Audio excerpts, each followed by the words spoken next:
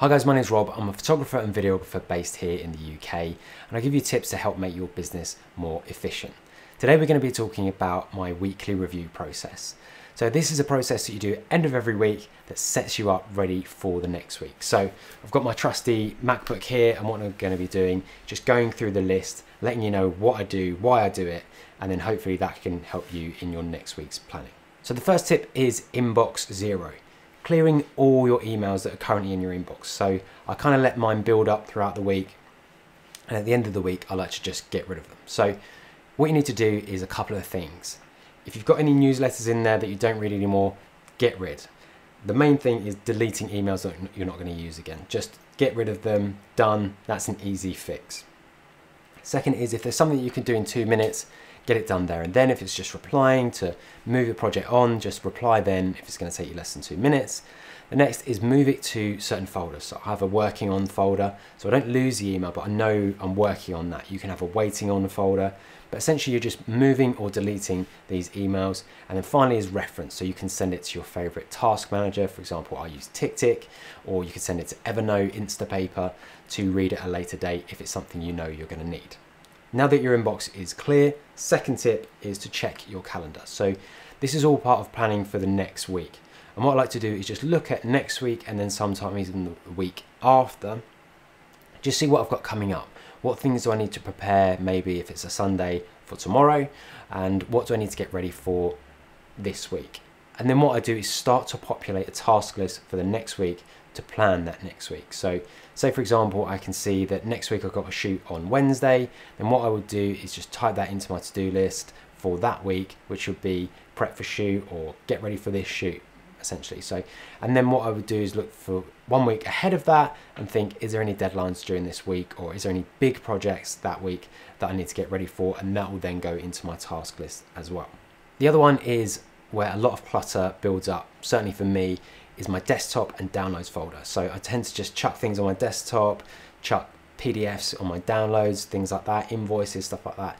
And that's a good time to just literally put them on external hard drive, delete them, put them away in a reference app, something like that. Just clear those so they're nice and clear, and it will also save you storage on your PC or your Mac, and it will make it nice and quick as well. So the next tip, you're likely going to come across this if you're a photographer or videographer, you have an edit drive. So I have a quick NVMe SSD, which is 1 terabyte in size, that basically I store all my edits on that I'm currently working on. And then what I do is once I've finished those edits and they're going into an archive, what I'll do is move them into a folder on that drive called to file. And then at the end of the week in my weekly review, I'll move all those files onto my NAS drive or archive for later date. So it's always there if you need to come back to it, but it's off that SSD and it's not in the sort of current edits SSD. Now you might be thinking, what the hell are you doing just storing all your current edits on one tiny little drive? Surely if that crashes, then everything is gone. Now I have had that in the past, don't get me wrong, and I've made that mistake and been burnt.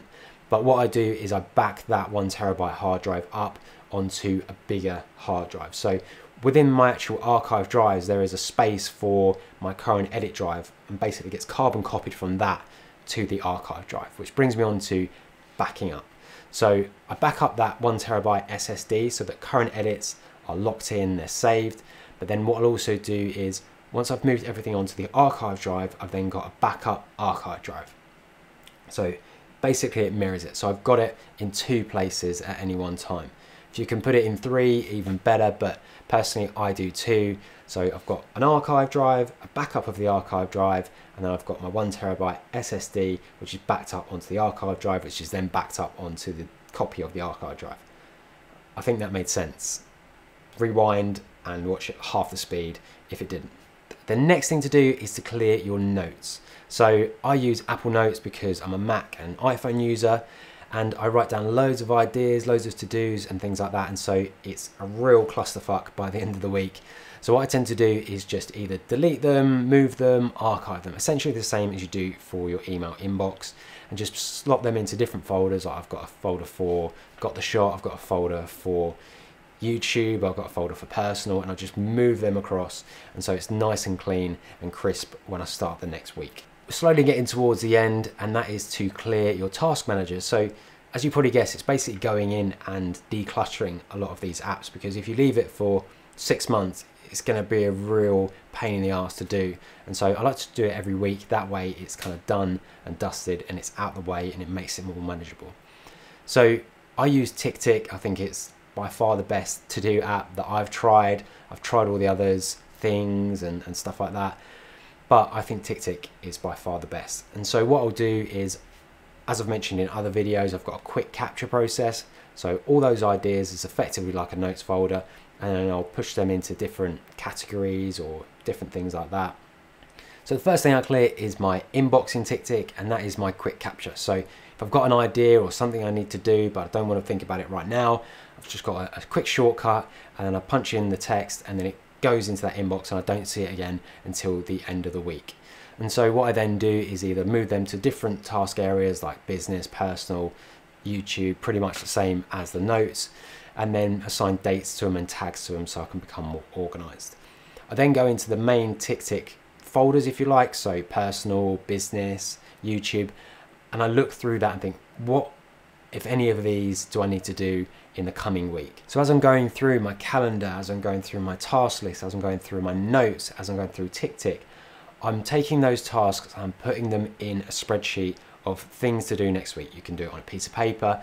Basically, I'm making a list of everything that I know I need to do, and going through the notes, going through the calendar, going through TickTick reminds me of those things. Well, otherwise I'll be just sitting there on Sunday going, what do I need to do on Monday, Tuesday? It just makes that process a lot easier and just streamlines everything. And then the second to last task that I do is update my working on spreadsheet, which is current edits, current projects, stuff in the pipeline, and basically I move it along. So we've done the first draft, we've done the second draft, we finished the edit, for example, we've invoiced the client and they've paid. So I can keep track of that. And that's a shared document, so either myself or Dan that does some work for me can look at that and he can update it where he's at. And so I can see with my week plan what needs to be done, what needs to be moved forward, who do I need to chase for invoicing. It just makes it a whole lot easier and we can both see it. And then the final task is to create a week plan. So you can either do this in TickTick, you can do it in a spreadsheet, you can do it on a piece of paper. But essentially what I find really helpful is to list down all the tasks that I need to do. I'll create the deadlines that need to happen when they need to happen by. And then to the side of that, I'll put each action step. So for example, let's film this YouTube video. Say I'm planning my week and I think, right, next week I need to do a YouTube video. So deadline is Thursday when I upload.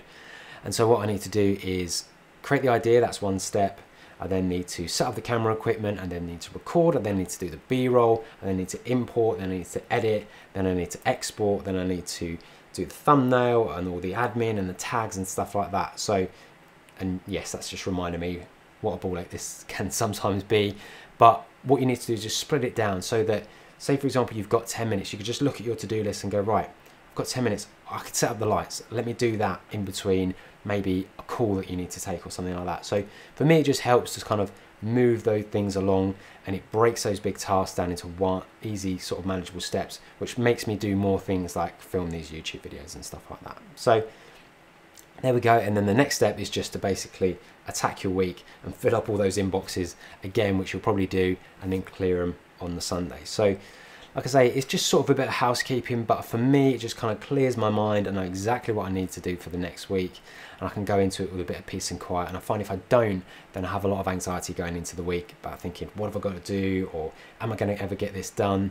You can go one step further and just block out your week and just see where the gaps are, put the big appointments in. But I don't tend to do that, because if I don't hit them, it actually makes me more stressed. So just tend to create the whole list, and then day by day I'll go and take a plan from those lists and try and smash it and get as much as I possibly can done. So I hopefully you found that valuable. That is my weekly review process, and if you like these sorts of videos, let me know. Any videos you want me to cover, put them down below in the comments, subscribe, and I will see you next week.